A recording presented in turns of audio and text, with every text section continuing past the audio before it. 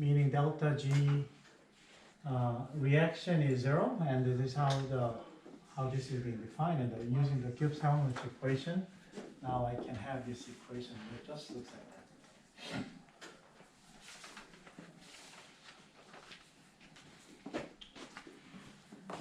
All right.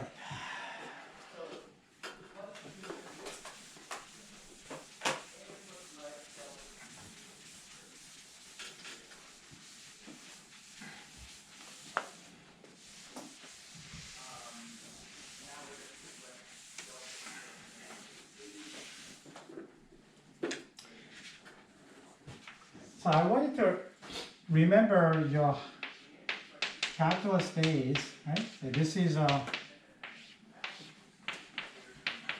was t squared h over t squared. That was the equation that gives how much equation. To remember, I also show you 1 over t g over t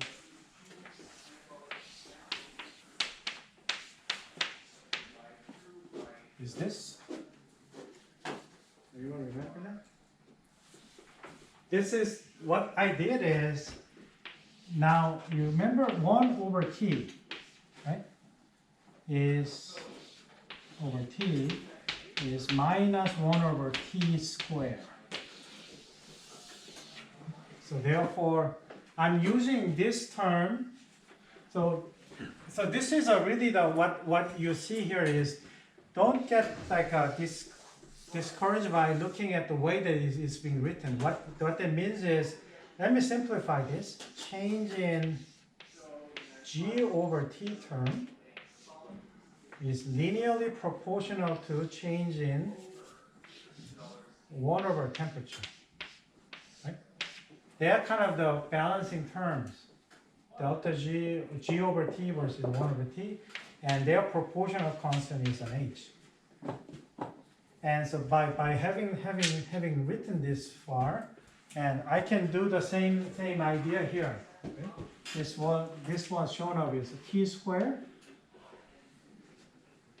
1, and you have a dt. So all I need is, I'm going to put the minus sign on both sides, and this one goes underneath it. Okay.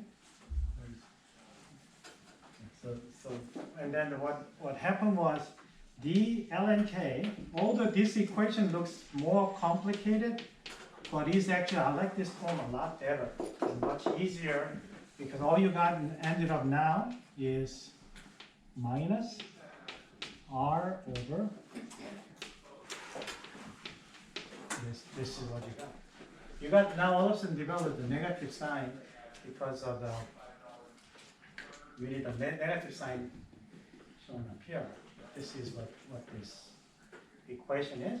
Either you can start from here, or you can start from here. You always get the equation that you normally use for k value. And this is probably, I'm sure that if you take any chemistry SAT or AP exam, and this is a quite common one. So natural log K1, K2, K1 is minus R delta H naught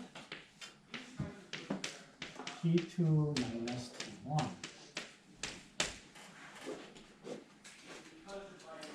Okay, so in other words, this one is nothing but just a ln K2 minus ln K1. Okay.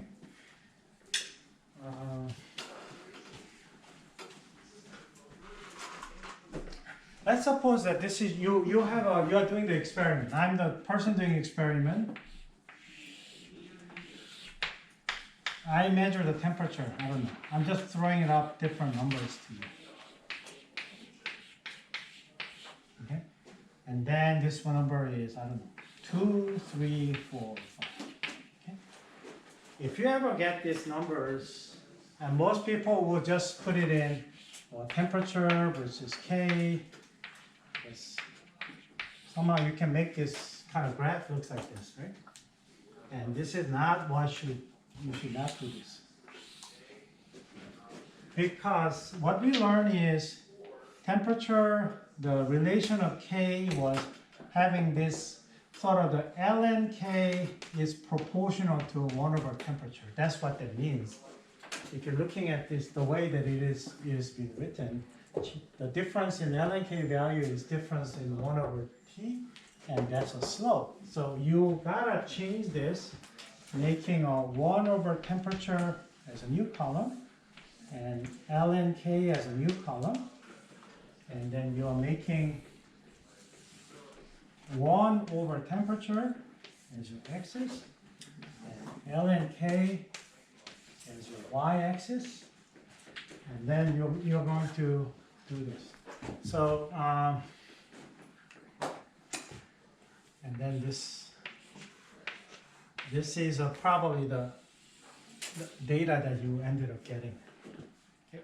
So your x-axis is, once again, lnK, and you're measuring the K as a function of temperature, and you're putting it in the graph 1 over T, and this is how the plot looks like, and this is how the equation is supposed to be, looks like this, okay, from the vant equation, and the slope here is we call minus R over delta R, this. So this is an equation that actually for particularly, this is an easy one to actually measure by experiment. And you change the temperatures and essentially you find out these numbers for this.